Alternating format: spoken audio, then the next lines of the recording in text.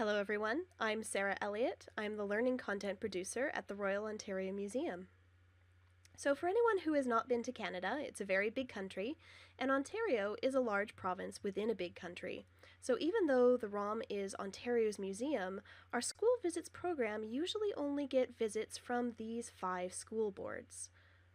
And even for these 5 school boards, transportation is becoming more and more of a barrier. The Learning Department at the Royal Ontario Museum has been working on ways of overcoming these barriers, and one idea is with virtual visits. We've done these visits before. Originally, we started with simple Skype conversations. Then we moved to a platform using PowerPoints and audio narration with a video connection if bandwidth permitted. And recently, we've been experimenting with Google Hangouts and other platforms. But we don't currently have an official virtual visits program.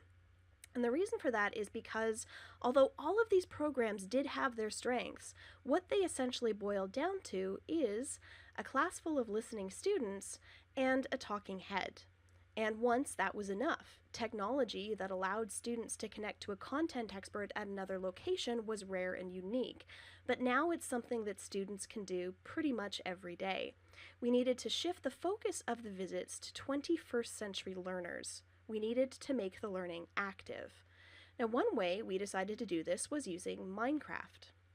Lots of museums and other educators have been doing really amazing things with Minecraft, but when we looked into it, to our surprise, we couldn't actually find a lot of examples of people using it to teach about mining. And since we had this new amazing mining gallery at the museum, we decided that the focus of our first pilot project would be on responsible mining. So the idea behind the program looks like this. This is proof of concept footage, it's not final gameplay, but essentially what happens is this. Students begin by teleporting into a central hub, and they've already been pre-sorted into 3 villages. They know which ones they're going to. So the students teleport into the hub. They're left pretty much to their own devices. They receive periodic instructions through books like this one, but for the most part, they're on their own.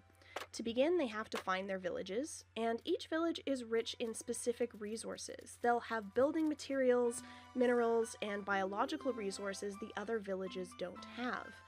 In addition to that, they are responsible for deciding how they're going to allocate their resources. They need to think about things like finding food.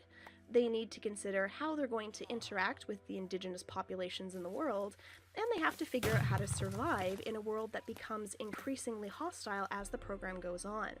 The end goal is to create some kind of structure that requires resources from all 3 villages, but how they obtain those resources, either by cooperation and working together or by fighting each other, is up to them. No matter what decisions they make, there are conversations to be had that relate back to real-world issues. The program is also designed to be modular, scalable, and customizable. Teachers can add on an EduKit so they can have real ROM specimens in the classroom. They can add on a synchronous session with a content expert on site or behind the scenes. They can also add on a real on-site visit, and they can use resources available on the Learning Portal. By creating an immersive environment high on student autonomy with consequences to their actions, the students become active authors of their own learning experience and gain a first-person understanding that lets them conceptualize and empathize with some of the incredibly complex ideas surrounding a topic like responsible mining.